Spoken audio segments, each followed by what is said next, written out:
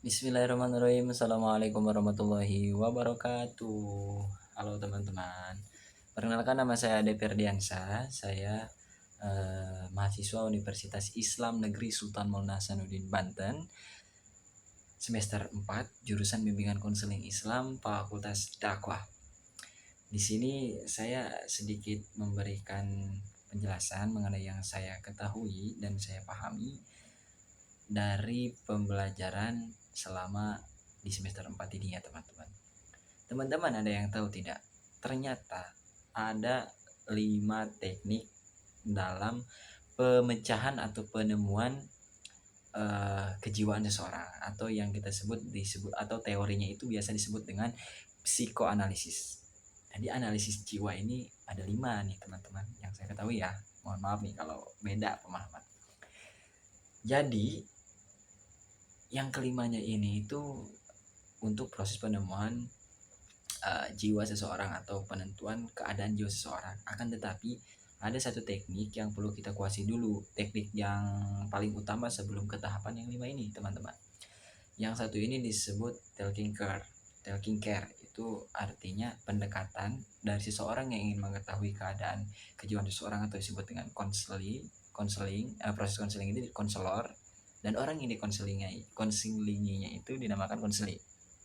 Nah, itu harus pendekatan terlebih dahulu agar tercipta chemistry antara klien atau pasien dengan konselor tersebut, orang yang ingin menyembuhkan si seseorang klien ini gitu.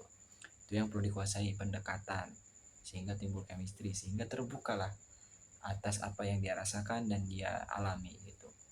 Lanjut ke 5 tahapan ini. Yang pertama ada asosiasi bebas. Apa itu asosiasi bebas? Pemanggilan masa lampau. Oke. Dimana tujuannya untuk mengetahui keadaan seseorang di masa lalunya itu kayak gimana sih, ceritanya kayak gimana sih. Itu tuh perlu kita diawalkan agar kita tahu, sebagai konselor itu tahu gitu, oh jadi dulunya kayak gini, keadaannya kayak gini, sekarang kayak gini gitu. Oke, selanjutnya analisis mimpi. Jadi kita menganalisa mimpi seseorang tersebut. Kita tanya, apa yang Anda sedang impikan malam-malam ke belakang gitu. Kita menyampaikan, itulah keadaan alam bawah sadarnya. Jadi sehingga dari mimpi tersebut kita akan mengetahui keadaan alam bawah sadarnya itu di posisi yang mana, begitu. Selanjutnya, setelah analisis mimpi itu kita harus menganalisis penolakan beliau. Maksud penolakan itu kayak gimana sih? Jadi contoh nih, kita menanyakan, kamu dulu hubungannya gimana dengan guru kamu waktu di sekolah yang dulu? Dia menolak. Kenapa sih harus nanyain harus menanyakan hal itu gitu? Tidakkah bisa hal yang lain gitu? Itu adalah proses penemuan penolakan seseorang itu. Dari penolakan tersebut kita akan mengetahui bahwa berarti ada kejanggalan dalam masa lalu yang melibatkan hal tersebut itu. Kalau tadi contohnya ya kayak guru masa lalu, mungkin itu bisa jadi masalahnya di sana. Selanjutnya, setelah kita menganalisis penolakan dari klien itu atau pasien itu, kita harus menganalisis atau menemukan atau menghasilkan dari si klien ini ungkapan-ungkapan perasaannya. Jadi bagaimanapun caranya si klien ini harus mengungkapkan perasaannya. Contoh nih, kita tidak bisa dia menceritakan tentang kejadian yang terdahulu karena dia tolak bantah, tapi kita bagaimanapun harus berhasil agar dia bisa menyampaikan rasa yang dia rasakan gitu, ngerti gak? Ya kayak gitu tuh. Jadi rasanya itu biar dia keluarkan, kenapa gitu, tidak mau gitu, rasanya itu emang kayak gimana gitu. Boleh kita ambil perumpamaan kayak hal lain. Contoh misalkan kita dijadiin objek nih, konselor nih jadiin objek, apa yang Anda rasakan gitu. Itu biasanya dia akan mengungkapkan secara gamblang perasaan. Nah, setelah itu baru kita akan mudah ke tahap yang terakhir, yang kelima. Apa tuh yang kelima? Yang kelima itu penafsiran. Ya, penafsiran daripada yang analisis kita dapat.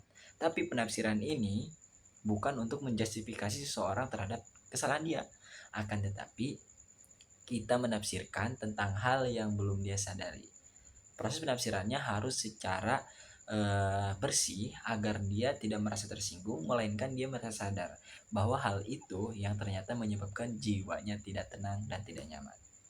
Oke teman-teman, itulah 5 teknik psikoanalisis yang saya sampaikan.